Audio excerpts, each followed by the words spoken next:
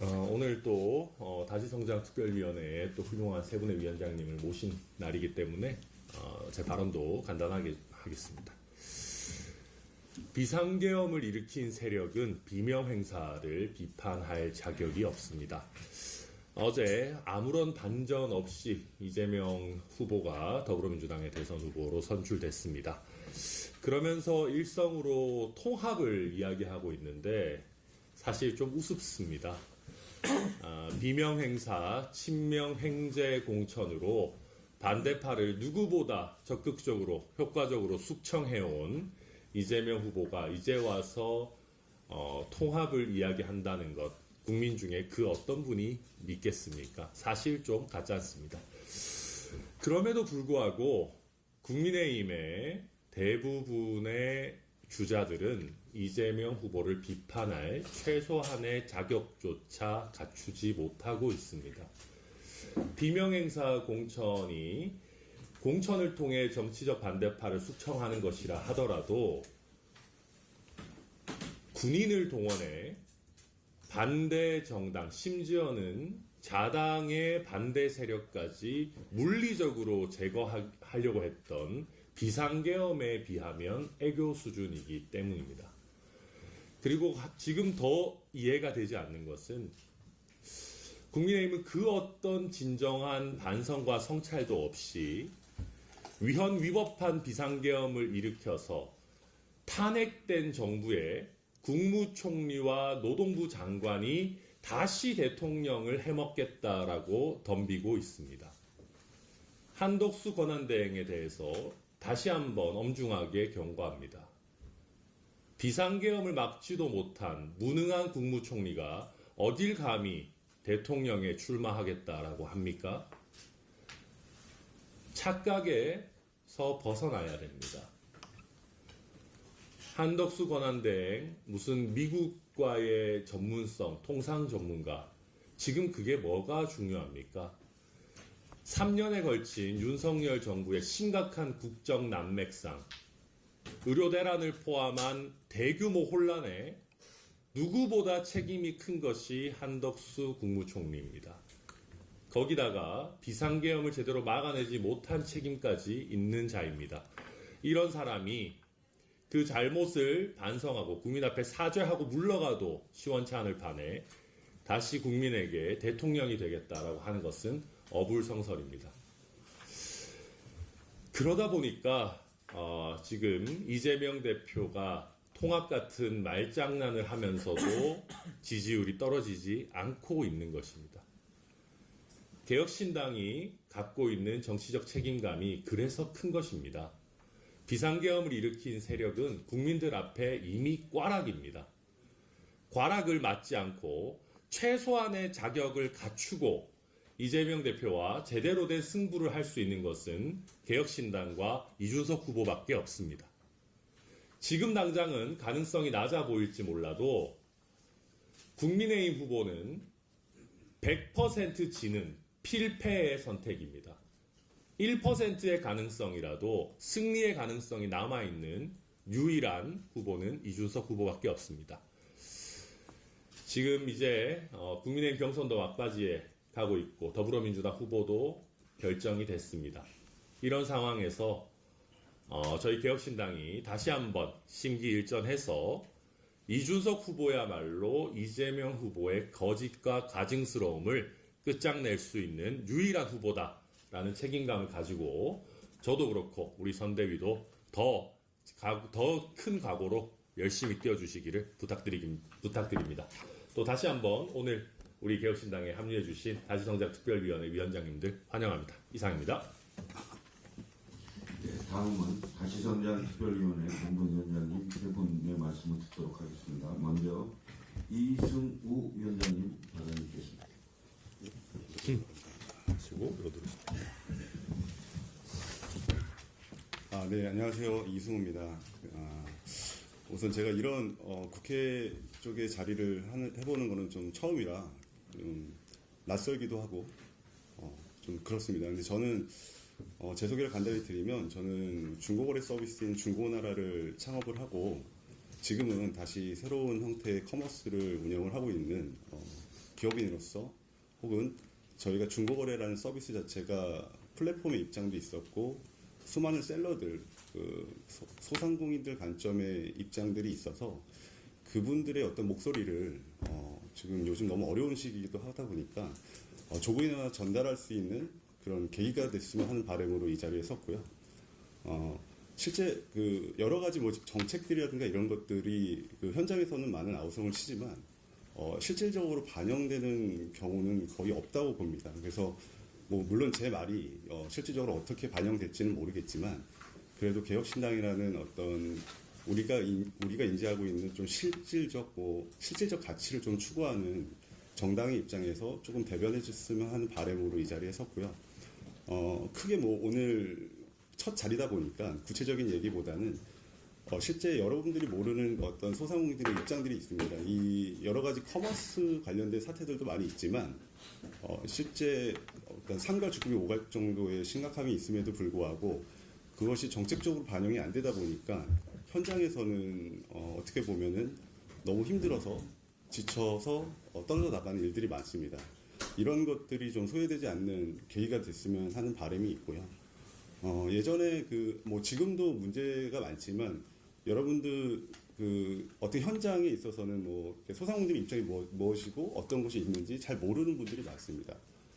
자금 지원 정책에 있어서도 실제 현실적으로 지원 정책할 수 있는 일들이 당사자 입장에서는 굉장히 많다고 보거든요.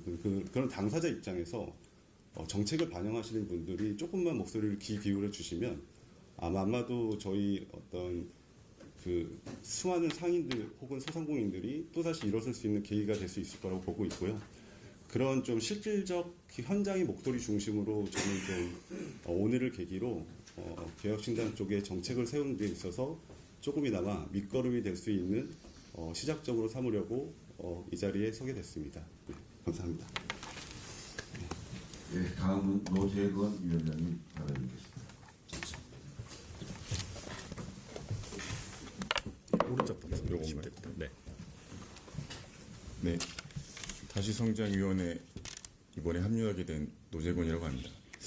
저는 네이버 해피빈 기획을 처음부터 시작을 했고 20년째 계속 이 공익 비즈니스 분야에서 활동을 하고 있습니다.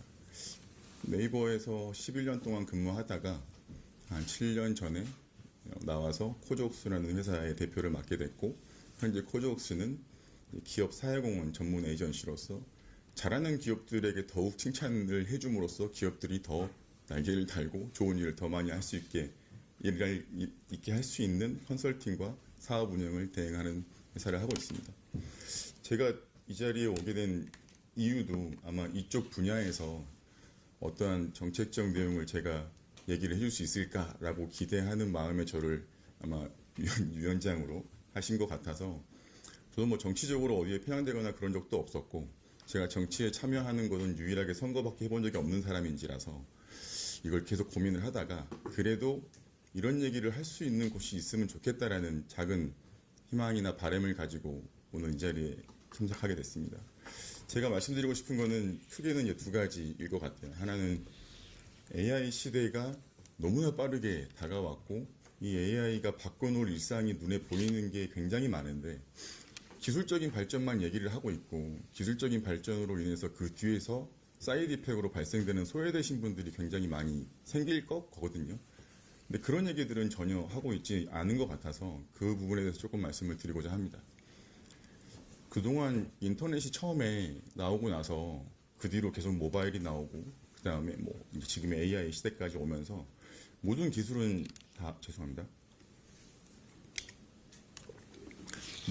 다 인간을 편의성을 추구했거든요. 최근에 챗GPT 같은 경우도 업무 효율화를 굉장히 완성도 높여주고 효율화에 있어서 정말 최고로 저희 회사 직원들도 챗GPT를 다 쓰고 있고 근데 챗GPT까지는 처음에는 좀 위협을 받았다고 생각들을 했겠지만 막상 써보니 여기서 나오는 걸 가지고 인간이 믹싱해야 되는 부분이 분명히 있구나라고 판단들을 하고 있어요. 최근에 뉴스를 보셨겠지만 중국에서 휴머노이드 마라톤 했거든요. 근데 이 휴머노이드는 조금 다를 것 같다는 생각들을 하고 있습니다.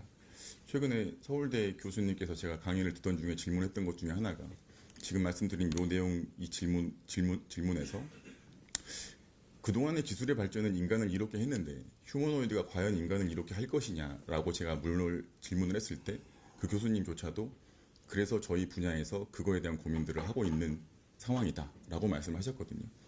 현재 은행원들은 계속 감축되고 있어요. 기술의 발전 때문이고요. 자동화가 되면 될수록 인간은 조금씩 빠져나갈 거고요.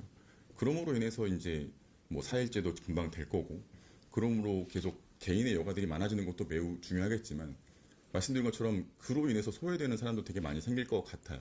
그게 당연할 수밖에 없을 것 같고요. 그래서 그런 부분을 지금부터 좀 고민하고 그런 정책적인 부분들도 같이 좀 함께 고민해 줄 수 있는 곳이 있으면 좋겠다라는 판단에서 오늘 이 자리로 오게 됐습니다. 어느 당이든 누가 대통령이 되시든 이 부분은 꼭 한번 고민해 줬으면 하고요. 계속 빈익빈 부익부가 커지는 거는 기술과 자본의 발전 때문인 게 맞거든요. 근데 그 부분에서 그 소외된 분들까지도 아우를 수 있는 정책들도 좀 나왔으면 좋겠다라는 판단이 좀 들었고요. 또 하나는 기업이 계속 커지고 있어요. 이런 기술들 때문에 기업이 계속 커지는 거거든요. 엘빈 토플러가 얘기했던 것 중에 한국은 없어지고 삼성이 만들어질 것이다. 뭐 대부분은 일본이 없어지고 소니가 만들어질 것이다. 뭐 이런 식의 그 미래학자가 했던 예언이 있었어요. 예언이라고 말하기 좀 그런가요? 그게 뭐 맞진 않을 수도 있겠지만 그만큼 기업이 커진다라는 의미거든요. 그럼 기업이 커지면 기업들이 역할을 해야 되는 게, 저희는 이제 CSR을 하는 회사로서 기업의 사회적 책임을 누구보다 지향해야 되는 입장에서 말씀을 드리는 것도 있겠지만, 실질적으로 그렇게 기업이 커지게 되면 기업이 사회를 위해서 많은 부분을 해야 하는데, 우리나라 기업들은 사실 생각보다 잘하고 있습니다. 다른 나라 기업보다. 근데 그럼에도 뭔가 정책적인 뭐 인센티브라든지 그런 것들이 저는 없는 것 같아요. 정서적으로 우리나라 기업 오너들은 사실은 되게 많은 부분을 좀 기업 문화 차원에서도 하고 있지만, 근데 이런 것들이 저는 더 많아져야 한다고 생각을 해요. 그래서 제가 말씀드린 AI 시대에 더 많은 기술이 정말 사회를 덮어갈 거고, 그럼으로써 기업은 더 커져갈 거고, 정부 정책도 매우 중요하다. 그걸 잘 어울 수 있는 곳이 개혁신당이었으면 합니다. 이상으로 마치겠습니다. 네, 다음 이동훈 동명이인입니다. 다시 남자 특별위원회 위원장님 발언하겠습니다.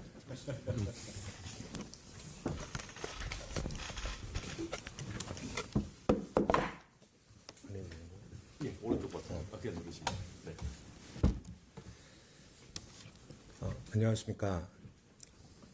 저는 한국과 홍콩에서 미국 스테이크하우스 브랜드를 운영하고 있습니다. 외식업에 종사하고 있고요. 한국에서는 2002년부터 지금까지 외식업을 하고 있고, 미국에 있는 스테이크하우스 브랜드를 한국에 가져와서 운영을 한 건 지난 2014년부터 운영을 하고 있습니다. 홍콩은 지난 17년도에 레스토랑을 오픈했고요. 저희 회사 덕분에 전 세계에 있는 주요 도시에 가서 F&B의 실제 현장도 경험하고, 각 국가마다 이 외식업이 차지하고 있는 포지션이 다르다는 것도 알게 되었습니다. 근 12년 동안 글로벌에서 저희 K푸드의 성장 또한 많이 지켜봤고요. 네. 그러면서 저희 지금 실제 해외에서 K-팝, K-푸드, K-컬처 등이 많이 사랑을 받고 있는데, 실제적으로 저희 이런 외식업에서 많은 성장이 있지는 않습니다. 반짝반짝하고 핫하다고 느낄 수는 있겠지만 전혀 내실적으로 성장을 하거나 맥도날드와 같은 그런 기업들이 나오고 있지 않습니다. 그런 부분들에서 저도 저희 회사를 운영하면서 어떻게 우리 한국에 이렇게 많은 장르의 외식업과 요식업이 있는데 우리는 왜 글로벌에서 빛을 보지 못할까라는 고민들을 많이 하게 되고, 그런 부분에서 솔직히 저는 이런 정치, 이런 정책 같은 것들이 저희 비즈니스에는 크게 상관이 없다고 생각했는데 그 생각이 최근에는 많이 바뀌게 되었습니다. 그런 부분에서 뭐 여러 가지 생각들을 하고 있고, 조금이나마 도움이 될 수 있으면 좋겠다라는 생각을 했습니다. 저 개인적으로도 양가 부모님이 모두 다 대구에 계시고 항상 너의 방향이 어디냐 이런 말씀들을 저한테 많이 물으셨는데 오래됐습니다.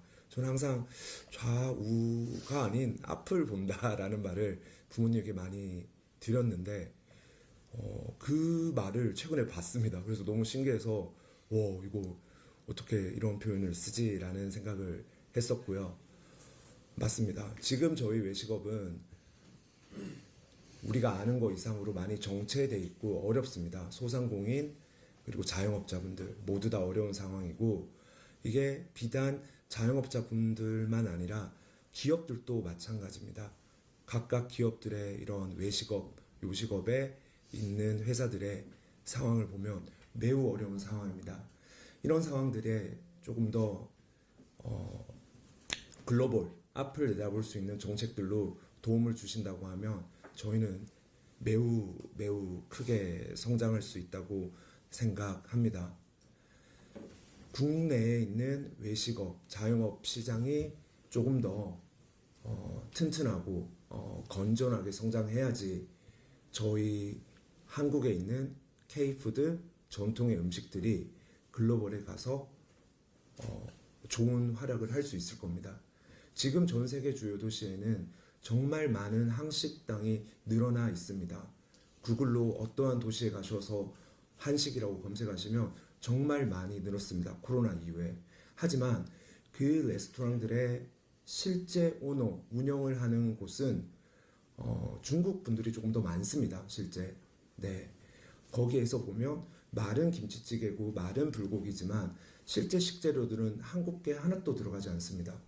모두 다 중국산 재료나 기타 재료들을 사용하고 있죠. 그런 부분에서도 정책적인 게 조금 더 강화돼서 진짜 K푸드를 알릴 수 있는 그런 부분들이 필요하다고 생각합니다. 저희 외식업이 정말 작은 산업이라고 보실 수 있겠지만 지금 삼성이라는 기업과 맥도날드의 시가총액은 똑같습니다. 한국에서도 좋은 K푸드들을 정책적으로 또는 지원적으로 스타트업처럼 좀 따뜻하게 해주시면 훨씬 더 큰 힘이 될 것 같습니다. 감사합니다. 예, 다음은 이주영 공동선대위원장의 발언이 있겠습니다. 이주영입니다. 우리의 개혁은 시끄럽습니다. 난상 토론과 찬반 논쟁과 기성 세력의 반발이 어김없이 따라옵니다. 낡은 관습으로는 낯설겠지만 그 껍질을 깨는 과정은 요란하고 파괴적일 수밖에 없습니다.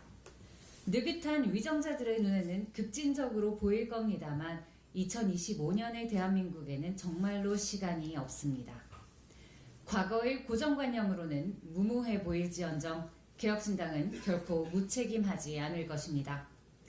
개혁신당 이준석 캠프 공약개발단에서는 지난주 3개의 공약을 발표했습니다. 첫 번째는 안보부총리, 전략부총리, 사회부총리의 3부총리제에 바탕을 둔 정부 부처 개편안으로 부처 간 소관 분야 중복을 최소화하고 미래 전략상 통합성과 효율성을 고려하여 기존의 19개 부처를 13개로 통합 조정합니다. 각 부처의 예산이 특정 분야의 논리나 기획에 휘둘리지 않도록 하기 위해 예산기획실을 국무총리 산하에 두고 각 부처 예산 총액 배정은 국무회의를 통해 의결하도록 하여 예산의 실질적 편성 주체를 예산실에서 국무회의로 개편합니다. 두 번째는 지역 산업 발전을 위해 지자체 간 경쟁을 통한 기업 유치 및 리쇼어링 촉진을 도모하는 지자체별 최저임금제의 도입입니다. 중앙정부 소속 최저임금위원회에서 기초최저임금을 정한 후 책정된 기초최저임금을 기준으로 지방의회에서 30% 이내의 범위로 가감 의결 및 공포할 수 있도록 하는 것입니다. 이를 통해 각종 포퓰리즘성 지역기금을 공약하고 기업들의 주머니를 터는 지자체가 아니라 충분한 권한과 그에 상응하는 책임을 지는 지자체로 지역을 직접 살릴 수 있도록 하고자 함입니다. 세 번째는 공부하는 학교를 만드는 교육 공약입니다. 전란 중에도 천막을 치고 학교를 지었던 대한민국은 AI를 넘어 AGI를 향해 가는 새로운 기술의 전쟁 앞에 다시 한번 배움의 터전을 세워야 합니다. 교육공약 중 첫 번째는 교권 및 수업권 보호를 위해 문제 행동이 발생한 학생을 분리 지도하는 디텐션 제도를 강화하고 한국형 디텐션 룸인 학습 지도실을 학교마다 설치하여 운영하도록 하는 것입니다. 디텐션 권한을 갖는 학생 생활 지도관을 임명하고 문제 행동의 내용이나 정도에 따라 단계별 지도 프로그램을 적용할 것입니다. 교권의 보호를 위해 무분별한 교사 대상의 민원과 소송에 대해 교육청이 교사에 대한 소송을 직접 대리하고 전담 변호사 체계를 구축하며 허위 신고에 대한 무고죄 처벌 또한 강화됩니다. 경제와 교육에 대한 추가적인 공약은 앞으로 순차 제시될 예정이며 금주에는 국민연금과 건강보험 그리고 의료체계 개편에 대한 개혁신당 안이 발표됩니다. 개혁신당은 압도적 새로움으로 이기는 정쟁이 아니라 살리는 정책을 독재적 통치가 아닌 독보적 통합을 향해 나아가겠습니다. 여러분의 내일에 가장 가까이 대한민국의 내일에 가장 용맹하게 개혁과 혁신이 파도치는 이곳은 개혁신당입니다. 네, 다음은 서철모 공동선대위원장님 발언이겠습니다. 안녕하십니까. 공동선대위원장 서철모입니다. 이번 선거는 대한민국의 축복을 여는 선택이어야 합니다. 윤희숙 여의도 원구원장은 정치가 변하지 않으면 대한민국호는 침몰할 것이라고 경고했습니다. 지난 3년간 국민의힘과 민주당은 오직 서로를 증오하고 배제한 결과 남은 것은 국민들의 쪼개진 마음뿐입니다. 하지만 저는 말합니다. 이번 선거는 이 절망을 희망으로 바꿀 유일한 길입니다. 이번 선거는 단순한 정권 교체가 아닙니다. 이미 윤석열과 이재명의 대결은 끝났습니다. 정치 양극화 해결을 위해서는 제도개혁을 통한 권력 분산, 지도자의 협치 노력, 시민 참여 확대 등이 반드시 필요합니다. 국민이 원하는 것은 세대 간 계층을 넘어 국민의 마음을 읽고 해결책을 제시하는 새로운 정치의 탄생입니다. 이번 선거에서는 국민의힘이 물러서야 합니다. 그들은 빅텐트를 외쳐대지만 과거의 잘못을 뉘우치거나 반성하지 않고 있습니다. 진정한 개혁은 기득권의 틀을 깨는 것에서 시작되어야 합니다. 국민의힘이 후보를 내지 않는다면 실력과 신뢰가 있는 후보들을 바탕으로 새로운 미래를 꿈꾸는 선거가 펼쳐질 것입니다. 이번 선거는 세대 간 문화 차이를 존중하며 미래를 지향하는 선거가 되어야 합니다. 우리 사회는 산업화 세대의 희생, 586 세대의 열정, 미래 세대의 꿈과 혁신이 공존합니다. 세대 간 자신만을 주장하는 것이 아니고 서로를 존중하고 문화적으로 존중하는 다층적 융합이 필요합니다. 제가 꿈꾸는 대한민국 지도자의 지향점은 포퓰리즘에 휘둘리지 않는 정책 철학을 지니는 원칙과 소신, 세대, 계층, 이념을 넘어 소통과 공감하는 포용적 리더십, 교육혁명, 복지혁명을 위한 미래 기술과 인간 존엄의 조화입니다. 지금 위기인 동시에 대전환의 기회입니다. 이번 선택이 단순한 정권 교체가 아닌 시대 정신의 교체가 될 수 있어야 합니다. 동탄의 기적이 증명했듯 작은 나비짓으로 새로운 역사를 만들겠습니다. 대한민국이 축복의 시간을 갖게 될 것입니다. 감사합니다. 네, 다음 이기인 공동선대위원장 발언. 이기인입니다. 민주당 내부자의 폭로글이 화제입니다. 김동연 후보의 캠프 관계자였던 그는 민주당의 경선 과정을 두고 민주 없는 민주당이라고 비판했습니다. 투표가 사실상 끝난 후 밤 10시에 형식적으로 진행된 방송 토론, 특정 후보에게만 편파적으로 제공된 대기실과 특별 대우, 토론 횟수 축소와 절차 없는 일방적 통보, 이 모든 것은 민주당이 더 이상 절차적 공정성을 존중하지 않는 정당이 되었음을 보여주고 있습니다. 사실 이건 새삼스러운 일이 아닙니다. 특정 후보에게 유리하게 4차례나 당원과 당규를 변경하고 공천 과정에서도 사실상 대표의 뜻이 일방적으로 관철되는 구조를 만들어낸 민주당. 자신에 대한 체포동의안이 통과된 것을 두고 자당 의원들이 검찰과 짜고 한 일이라고 주장하는 망상. 당내 건전한 비판의 목소리는 사라졌고 리더의 망상이 팩트가 되는 기형적 운영이 당연한 듯 굳어졌습니다. 민주당이 과거 보수정당을 향해서 외쳤던 민주주의 원칙을 이제는 스스로 헌신짝처럼 버렸다는 것이 핵심입니다. 국민 앞에서는 민주를 외치면서 정작 내부에서는 절차를 무시하고 권력을 사유화하는 모습, 이것이 지금 민주당의 민낯입니다. 이미 민주당 내부의 민주주의는 질식되고 있음을 스스로 보여준 셈입니다. 지금 민주당이 국민으로부터 외면받고 있는 이유는 명확합니다. 민주주의를 포기한 정당은 결국 국민의 심판을 피할 수 없습니다. 그래서 개혁신당이 잘해야 됩니다. 그리고 잘하겠습니다. 다른 목소리가 공존하지 못하는 민주당과 망상에 빠진 국민의힘에 맞서 옳은 목소리를 내기 위해서 한데 모인 개혁신당이야말로 기득권 정치의 한계를 넘어설 유일한 대안이라고 감히 말씀드리고 싶습니다. 최근 높아지는 이준석 후보에 대한 긍정적 평가 역시 국민이 변화를 향한 기대를 거두지 않았다는 사실을 증명하는 것이 아니겠습니까? 국민 없는 국민의힘, 민주 없는 민주당, 개혁신당은 이 낡은 구태정치의 종식을 넘어 좌도 우도 아닌 대한민국의 미래를 향해서 앞으로 나아가겠습니다. 이상입니다. 예, 다음은 전성균 공동선대위원장이 발언드리겠습니다.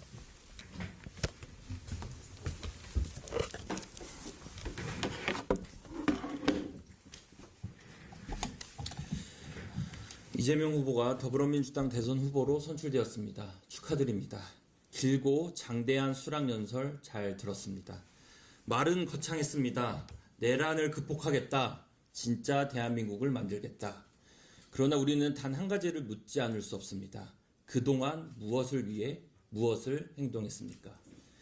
말은 참 쉽습니다. 그러나 정치는 말이 아니라 행동과 실적으로 증명해야 합니다. 민주주의를 지키겠다면서 비명 행사로 정작 민주주의를 훼손했습니다. 비명을 검찰과 내통한 사람으로 내몰았습니다. 민생을 살리겠다면서 정작 민생은 외면했습니다. 성장 없는 분배만을 고집하다가 결국 꺼낸 성장카드가 국부펀드 30%, 젠비디아입니다. 통합을 말하면서 정작 분열을 조장했습니다. 국민을 민주당을 지지하지 않으면 내란 세력으로 치부했습니다. 거창한 말은 많지만 조용한 실천은 없었습니다. 비장한 다짐은 넘치지만 확실한 결과는 없습니다. 개혁신당은 실천하는 정당입니다. 국민께 보여주기식 정치가 아닌 압도적 행동으로 답하겠습니다. 지금까지 발표된 공약들이 아마 익숙치 않으실 겁니다. 어정쩡한 정책으로는 대한민국이 서서히 데우는 찬물에 있는 개구리가 될 것입니다. 위기 앞에 천천히 무너지게 될 것입니다. 정책이 압도적으로 새로워야 대한민국이 겪고 있는 위기를 극복할 수 있습니다. 말이 아니라 실천, 거창한 구호가 아니라 압도적 새로움, 진짜 내일을 준비하는 후보, 선진국 대한민국을 만들어가는 정당, 이준석 후보와 개혁신당입니다. 감사합니다. 네, 회의를 비공개로 전환하겠습니다. 권의대로 부탁드리겠습니다. 오늘 또 다시성장특별위원회에 또 훌륭한 세 분의 위원장님을 모신 날이기 때문에 제 발언도 간단하게 하겠습니다. 비상계엄을 일으킨 세력은 비명 행사를 비판할 자격이 없습니다. 어제 아무런 반전 없이 이재명 후보가 더불어민주당의 대선 후보로 선출됐습니다. 그러면서 일성으로 통합을 이야기하고 있는데 사실 좀 우습습니다. 비명 행사, 친명 횡재 공천으로 반대파를 누구보다 적극적으로 효과적으로 숙청해온 이재명 후보가 이제 와서 통합을 이야기한다는 것, 국민 중에 그 어떤 분이 믿겠습니까? 사실 좀 같지 않습니다. 그럼에도 불구하고 국민의힘의 대부분의 주자들은 이재명 후보를 비판할 최소한의 자격조차 갖추지 못하고 있습니다. 비명행사 공천을 통해 정치적 반대파를 숙청하는 것이라 하더라도 군인을 동원해 반대 정당, 심지어는 자당의 반대 세력까지 물리적으로 제거하려고 했던 비상계엄에 비하면 애교 수준이기 때문입니다. 그리고 지금 더 이해가 되지 않는 것은 국민의힘은 그 어떤 진정한 반성과 성찰도 없이 위헌위법한 비상계엄을 일으켜서 탄핵된 정부의 국무총리와 노동부 장관이 다시 대통령을 해먹겠다라고 덤비고 있습니다. 한덕수 권한대행에 대해서 다시 한번 엄중하게 경고합니다. 비상계엄을 막지도 못한 무능한 국무총리가 어딜 감히 대통령에 출마하겠다라고 합니까? 착각에서 벗어나야 됩니다. 한덕수 권한대행 무슨 미국과의 전문성, 통상 전문가, 지금 그게 뭐가 중요합니까? 3년에 걸친 윤석열 정부의 심각한 국정 난맥상, 의료 대란을 포함한 대규모 혼란에 누구보다 책임이 큰 것이 한덕수 국무총리입니다. 거기다가 비상계엄을 제대로 막아내지 못한 책임까지 있는 자입니다. 이런 사람이 그 잘못을 반성하고 국민 앞에 사죄하고 물러가도 시원치 않을 판에 다시 국민에게 대통령이 되겠다라고 하는 것은 어불성설입니다. 그러다 보니까 지금 이재명 대표가 통합 같은 말장난을 하면서도 지지율이 떨어지지 않고 있는 것입니다. 개혁신당이 갖고 있는 정치적 책임감이 그래서 큰 것입니다. 비상계엄을 일으킨 세력은 국민들 앞에 이미 꽈락입니다. 꽈락을 맞지 않고 최소한의 자격을 갖추고 이재명 대표와 제대로 된 승부를 할 수 있는 것은 개혁신당과 이준석 후보밖에 없습니다. 지금 당장은 가능성이 낮아 보일지 몰라도 국민의힘 후보는 100% 지는 필패의 선택입니다.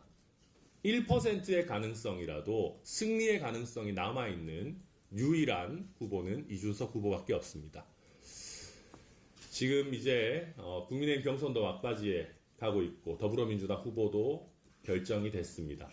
이런 상황에서 저희 개혁신당이 다시 한번 심기일전해서 이준석 후보야말로 이재명 후보의 거짓과 가증스러움을 끝장낼 수 있는 유일한 후보다라는 책임감을 가지고 저도 그렇고 우리 선대위도 더 큰 각오로 열심히 뛰어주시기를 부탁드립니다. 또 다시 한번 오늘 우리 개혁신당에 합류해 주신 다시성장 특별위원회 위원장님들 환영합니다. 이상입니다. 네, 다음은 다시성장 특별위원회 공동위원장님 세 분의 말씀을 듣도록 하겠습니다. 먼저 이승우 위원장님 발언 있겠습니다.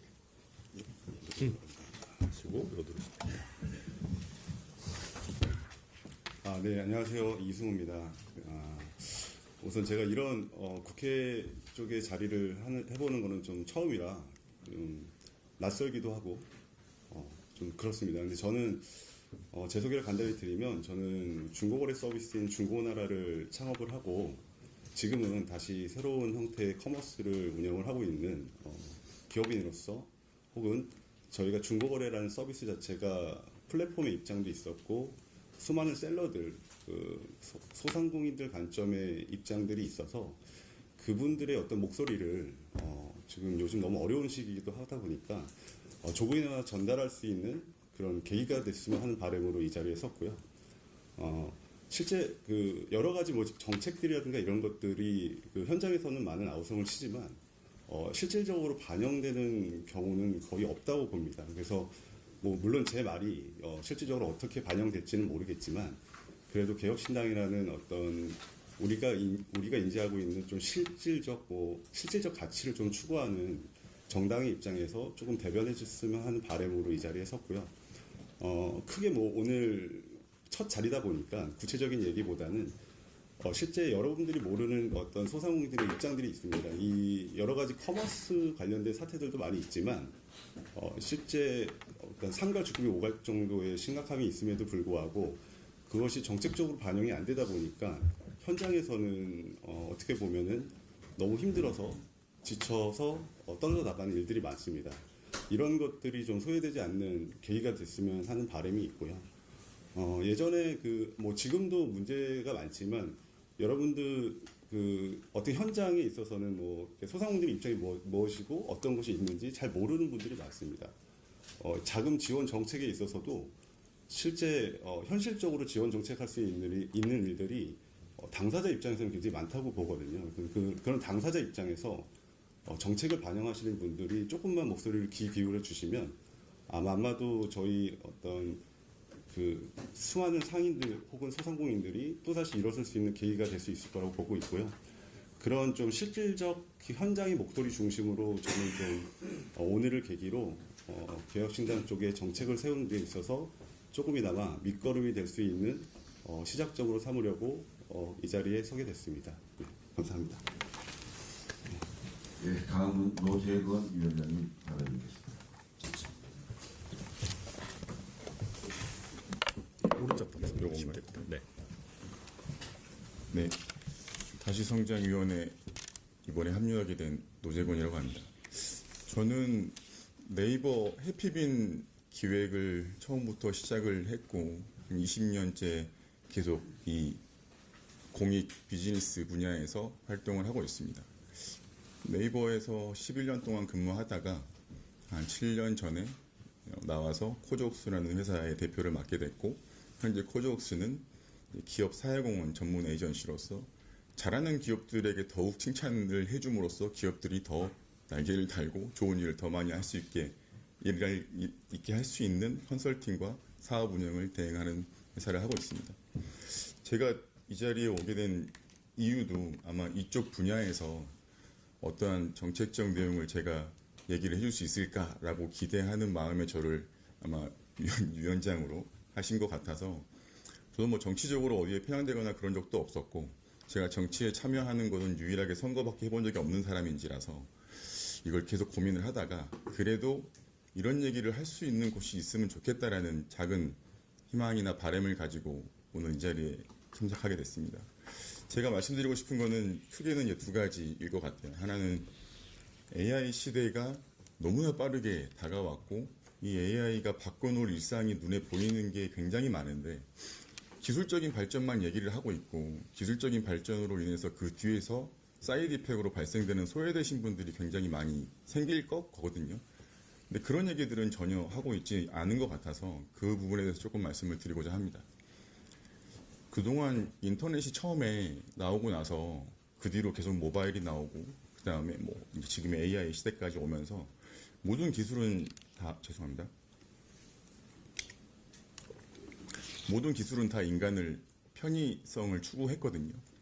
최근에 챗GPT 같은 경우도 업무 효율화를 굉장히 완성도 높여주고 효율화에 있어서 정말 최고로 저희 회사 직원들도 챗GPT를 다 쓰고 있고 근데 챗GPT까지는 처음에는 좀 위협을 받았다고 생각들을 했겠지만 막상 써보니 여기서 나오는 걸 가지고 인간이 믹싱해야 되는 부분이 분명히 있구나라고 판단들을 하고 있어요. 최근에 뉴스를 보셨겠지만 중국에서 휴머노이드 마라톤 했거든요. 근데 이 휴머노이드는 조금 다를 것 같다는 생각들을 하고 있습니다. 최근에 서울대 교수님께서 제가 강의를 듣던 중에 질문했던 것 중에 하나가 지금 말씀드린 요 내용 이 질문에서 그동안의 기술의 발전은 인간을 이렇게 했는데 휴머노이드가 과연 인간을 이렇게 할 것이냐라고 제가 질문을 했을 때 그 교수님조차도 그래서 저희 분야에서 그거에 대한 고민들을 하고 있는 상황이다라고 말씀하셨거든요. 현재 은행원들은 계속 감축되고 있어요. 기술의 발전 때문이고요. 자동화가 되면 될수록 인간은 조금씩 빠져나갈 거고요.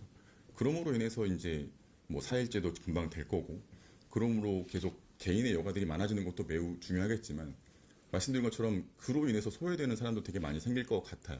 그게 당연할 수밖에 없을 것 같고요. 그래서 그런 부분을 지금부터 좀 고민하고 그런 정책적인 부분들도 같이 좀 함께 고민해 줄 수 있는 곳이 있으면 좋겠다라는 판단에서 오늘 이 자리로 오게 됐습니다. 어느 당이든 누가 대통령이 되시든 이 부분은 꼭 한번 고민해 주셨으면 하고요. 계속 빈집빈 부익부가 커지는 거는 기술과 자본의 발전 때문인 게 맞거든요. 근데 그 부분에서 그 소외된 분들까지도 아우를 수 있는 정책들도 좀 나왔으면 좋겠다라는 판단이 좀 들었고요. 또 하나는 기업이 계속 커지고 있어요. 이런 기술들 때문에 기업이 계속 커지는 거거든요. 엘빈 토플러가 얘기했던 것 중에 한국은 없어지고 삼성이 만들어질 것이다. 뭐 대부분은 일본이 없어지고 소니가 만들어질 것이다. 뭐 이런 식의 그 미래학자가 했던 예언이 있었어요. 예언이라고 말하면 좀 그런가요? 그게 뭐 맞진 않을 수도 있겠지만 그만큼 기업이 커진다라는 의미이거든요. 그럼 기업이 커지면 기업들이 역할을 해야 되는 게 저는 이제 CSR을 하는 회사로서 기업의 사회적 책임을 누구보다 지향해야 되는 입장에서 말씀을 드리는 것도 있겠지만 실질적으로 그렇게 기업이 커지게 되면 기업이 사회를 위해서 많은 부분들을 해야 하는데 우리나라 기업들은 사실 생각보다 잘하고 있습니다. 다른 나라 기업보다. 근데 그럼에도 뭔가 정책적인 뭐 인센티브라든지 그런 것들이 저는 없는 것 같아요. 정서적으로 우리나라 기업 오너들은 사실은 되게 많은 부분을 좀 기업 문화 차원에서도 하고 있지만 근데 이런 것들이 저는 더 많아져야 한다고 생각을 해요. 그래서 제가 말씀드린 AI 시대에 더 많은 기술이 정말 사회를 덮어갈 거고 그럼으로써 기업은 더 커져갈 거고 정부 정책도 매우 매우 중요하다. 그걸 잘 어울 수 있는 곳이 개혁신당이었으면 합니다. 이상으로 마치겠습니다. 네, 다음 이동훈 동명이인입니다. 다시 남자 특별위원회 위원장님 발언하겠습니다.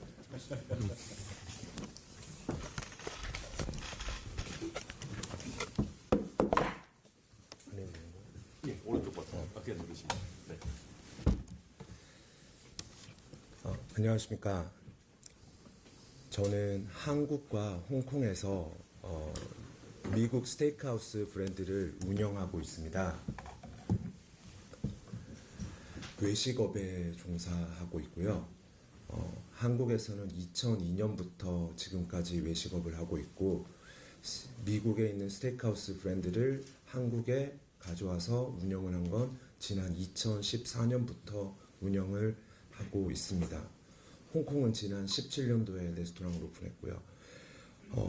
저희 회사 덕분에 전 세계에 있는 주요 도시에 가서 F&B의 실제 현장도 경험하고 각 국가마다 이 외식업이 차지하고 있는 포지션이 다르다는 것도 알게 되었습니다.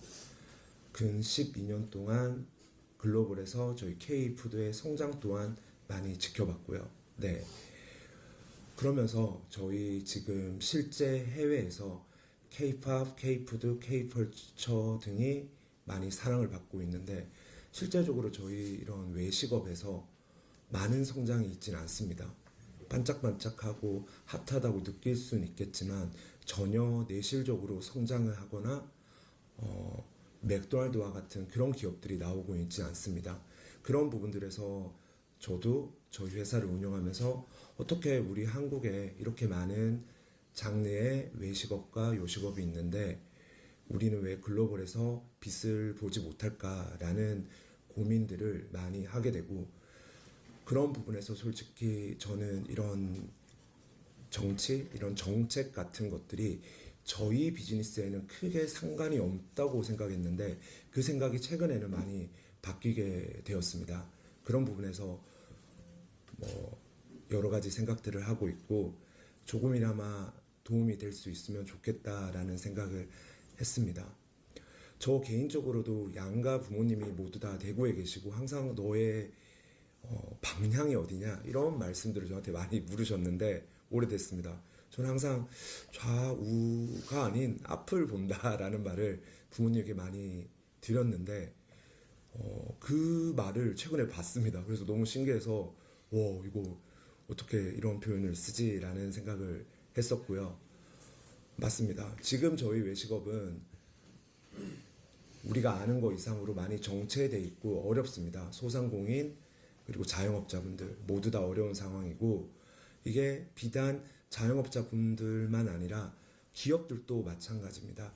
각각 기업들의 이런 외식업, 요식업에 있는 회사들의 상황을 보면 매우 어려운 상황입니다. 이런 상황들에 조금 더 글로벌, 앞을 내다볼 수 있는 정책들로 도움을 주신다고 하면 저희는 매우 크게 성장할 수 있다고 생각합니다.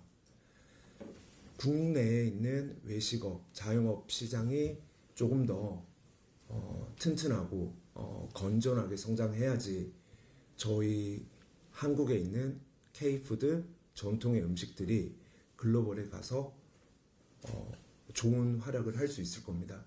지금 전 세계 주요 도시에는 정말 많은 한식당이 늘어나 있습니다. 구글로 어떠한 도시에 가셔서 한식이라고 검색하시면 정말 많이 늘었습니다. 코로나 이후에. 하지만 그 레스토랑들의 실제 오너, 운영을 하는 곳은 중국 분들이 조금 더 많습니다. 실제. 네. 거기에서 보면 마른 김치찌개고 마른 불고기지만 실제 식재료들은 한국계 하나도 들어가지 않습니다. 모두 다 중국산 재료나 기타 재료들을 사용하고 있죠. 그런 부분에서도 정책적인 게 조금 더 강화돼서 진짜 K푸드를 알릴 수 있는 그런 부분들이 필요하다고 생각합니다.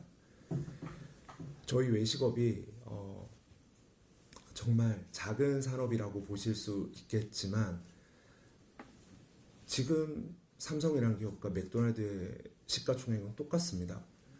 한국에서도 좋은 K푸드들을 정책적으로 또는 지원적으로 스타트업처럼 좀 따뜻하게 해주시면 훨씬 더 큰 힘이 될 것 같습니다. 감사합니다. 예, 다음은 이주영 공동선대위원장님 발언드리겠습니다. 이주영입니다. 우리의 개혁은 시끄럽습니다. 난상 토론과 찬반 논쟁과 기성 세력의 반발이 어김없이 따라옵니다. 낡은 관습으로는 낯설겠지만 그 껍질을 깨는 과정은 요란하고 파괴적일 수밖에 없습니다. 느긋한 위정자들의 눈에는 급진적으로 보일 겁니다만 2025년의 대한민국에는 정말로 시간이 없습니다. 과거의 고정관념으로는 무모해 보일지언정 개혁신당은 결코 무책임하지 않을 것입니다. 개혁신당 이준석 캠프 공약개발단에서는 지난주 3개의 공약을 발표했습니다. 첫 번째는 안보부총리, 전략부총리, 사회부총리의 3부총리제에 바탕을 둔 정부 부처 개편안으로 부처 간 소관 분야 중복을 최소화하고 미래 전략상 통합성과 효율성을 고려하여 기존의 19개 부처를 13개로 통합 조정합니다. 각 부처의 예산이 특정 분야의 논리나 기획에 휘둘리지 않도록 하기 위해 예산기획실을 국무총리 산하에 두고 각 부처 예산 총액 배정은 국무회의를 통해 의결하도록 하여 예산의 실질적 편성 주체를 예산실에서 국무회의로 개편합니다. 두 번째는 지역 산업 발전을 위해 지자체 간 경쟁을 통한 기업 유치 및 리쇼어링 촉진을 도모하는 지자체별 최저임금제의 도입입니다. 중앙정부 소속 최저임금위원회에서 기초최저임금을 정한 후 책정된 기초최저임금을 기준으로 지방의회에서 30% 이내의 범위로 가감 의결 및 공포할 수 있도록 하는 것입니다. 이를 통해 각종 포퓰리즘성 지역기금을 공약하고 기업들의 주머니를 터는 지자체가 아니라 충분한 권한과 그에 상응하는 책임을 지는 지자체로 지역을 직접 살릴 수 있도록 하고자 함입니다. 세 번째는 공부하는 학교를 만드는 교육 공약입니다. 전란 중에도 천막을 치고 학교를 지었던 대한민국은 AI를 넘어 AGI를 향해 가는 새로운 기술의 전쟁 앞에 다시 한번 배움의 터전을 세워야 합니다. 교육 공약 중 첫 번째는 교권 및 수업권 보호를 위해 문제 행동이 발생한 학생을 분리 지도하는 디텐션 제도를 강화하고 한국형 디텐션 룸인 학습 지도실을 학교마다 설치하여 운영하도록 하는 것입니다. 디텐션 권한을 갖는 학생 생활 지도관을 임명하고 문제 행동의 내용이나 정도에 따라 단계별 지도 프로그램을 적용할 것입니다. 교권의 보호를 위해 무분별한 교사 대상의 민원과 소송에 대해 교육청이 교사에 대한 소송을 직접 대리하고 전담 변호사 체계를 구축하며 허위 신고에 대한 무고죄 처벌 또한 강화됩니다. 경제와 교육에 대한 추가적인 공약은 앞으로 순차 제시될 예정이며 금주에는 국민연금과 건강보험 그리고 의료체계 개편에 대한 개혁신당 안이 발표됩니다. 개혁신당은 압도적 새로움으로 이기는 정쟁이 아니라 살리는 정책을 독재적 통치가 아닌 독보적 통합을 향해 나아가겠습니다. 여러분의 내일에 가장 가까이 대한민국의 내일에 가장 용맹하게 개혁과 혁신이 파도치는 이곳은 개혁신당입니다. 네, 다음은 서철모 공동선대위원장님 발언드리겠습니다. 안녕하십니까. 공동선대위원장 공동선대위원장 서철모입니다. 이번 선거는 대한민국의 축복을 여는 선택이어야 합니다. 윤희숙 여의도 원구원장은 정치가 변하지 않으면 대한민국호는 침몰할 것이라고 경고했습니다. 지난 3년간 국민의힘과 민주당은 오직 서로를 증오하고 배제한 결과 남은 것은 국민들의 쪼개진 마음뿐입니다. 하지만 저는 말합니다. 이번 선거는 이 절망을 희망으로 바꿀 유일한 길입니다. 이번 선거는 단순한 정권 교체가 아닙니다. 이미 윤석열과 이재명의 대결은 끝났습니다. 정치 양극화 해결을 위해서는 제도 개혁을 통한 권력 분산, 지도자의 협치 노력, 시민 참여 확대 등이 반드시 필요합니다. 국민이 원하는 것은 세대 간 계층을 넘어 국민의 마음을 읽고 해결책을 제시하는 새로운 정치의 탄생입니다. 이번 선거에서는 국민의힘이 물러서야 합니다. 그들은 빅텐트를 외쳐대지만 과거의 잘못을 뉘우치거나 반성하지 않고 있습니다. 진정한 개혁은 기득권의 틀을 깨는 것에서 시작되어야 합니다. 국민의힘이 후보를 내지 않는다면 실력과 신뢰가 있는 후보들을 바탕으로 새로운 미래를 꿈꾸는 선거가 펼쳐질 것입니다. 이번 선거는 세대 간 문화 차이를 존중하며 미래를 지향하는 선거가 되어야 합니다. 우리 사회는 산업화 세대의 희생, 586 세대의 열정, 미래 세대의 꿈과 혁신이 공존합니다. 세대 간 자신만을 주장하는 것이 아니고 서로를 존중하고 문화적으로 존중하는 다층적 융합이 필요합니다. 제가 꿈꾸는 대한민국 지도자의 지향점은 포퓰리즘에 휘둘리지 않는 정책 철학을 지니는 원칙과 소신, 세대, 계층, 이념을 넘어 소통과 공감하는 포용적 리더십, 교육혁명, 복지혁명을 위한 미래기술과 인간 존엄의 조화입니다. 지금 위기인 동시에 대전환의 기회입니다. 이번 선택이 단순한 정권교체가 아닌 시대정신의 교체가 될 수 있어야 합니다. 동탄의 기적이 증명했듯 작은 날갯짓으로 새로운 역사를 만들겠습니다. 대한민국이 축복의 시간을 갖게 될 것입니다. 감사합니다. 다음 이기 공동선대위원장 이기인입니다. 민주당 내부자의 폭로글이 화제입니다. 김동연 후보의 캠프 관계자였던 그는 민주당의 경선 과정을 두고 민주 없는 민주당이라고 비판했습니다. 투표가 사실상 끝난 후 밤 10시에 형식적으로 진행된 방송 토론, 특정 후보에게만 편파적으로 제공된 대기실과 특별 대우, 토론 횟수 축소와 절차 없는 일방적 통보, 이 모든 것은 민주당이 더 이상 절차적 공정성을 존중하지 않는 정당이 되었음을 보여주고 있습니다. 사실 이건 새삼스러운 일이 아닙니다.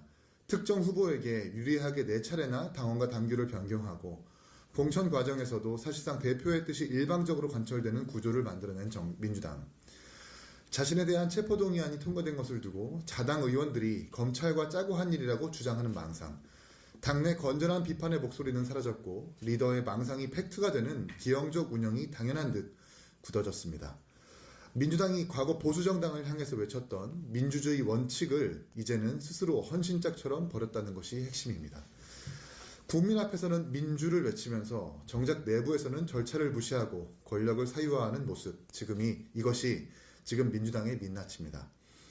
이미 민주당 내부의 민주주의는 질식되고 있음을 스스로 보여준 셈입니다.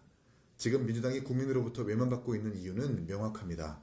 민주주의를 포기한 정당은 결국 국민의 심판을 피할 수 없습니다. 그래서 개혁신당이 잘해야 됩니다. 그리고 잘하겠습니다. 다른 목소리가 공존하지 못하는 민주당과 망상에 빠진 국민의힘에 맞서 옳은 목소리를 내기 위해서 한데 모인 개혁신당이야말로 기득권 정치의 한계를 넘어설 유일한 대안이라고 감히 말씀드리고 싶습니다. 최근 높아지는 이준석 후보에 대한 긍정적 평가 역시 국민이 변화를 향한 기대를 거두지 않았다는 사실을 증명하는 것이 아니겠습니까? 국민 없는 국민의힘, 민주 없는 민주당, 개혁신당은 이 낡은 구태정치의 종식을 넘어 좌도 우도 아닌 대한민국의 미래를 향해서 앞으로 나아가겠습니다. 이상입니다. 다음은 전성길 공동선대위원장이 발언해 주십니다.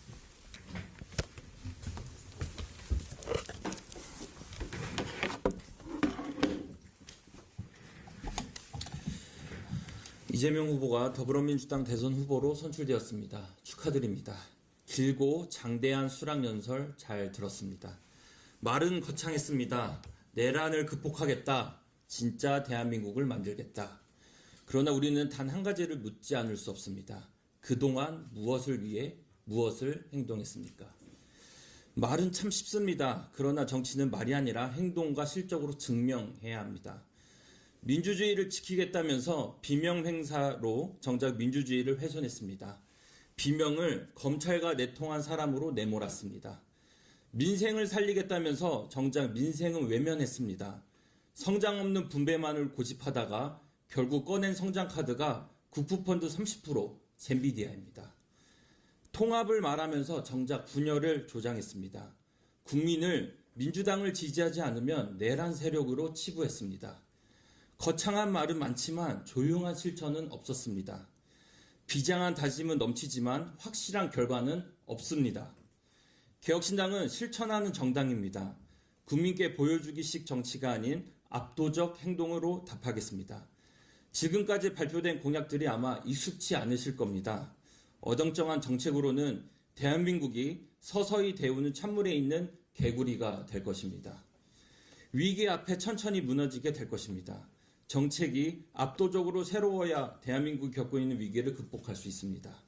말이 아니라 실천, 거창한 구호가 아니라 압도적 새로움, 진짜 내일을 준비하는 후보, 선진국 대한민국을 만들어가는 정당, 이준석 후보와 개혁신당입니다. 감사합니다. 네, 회의를 비공개로 전환하겠습니다. 오늘 여러분 부탁드리겠습니다.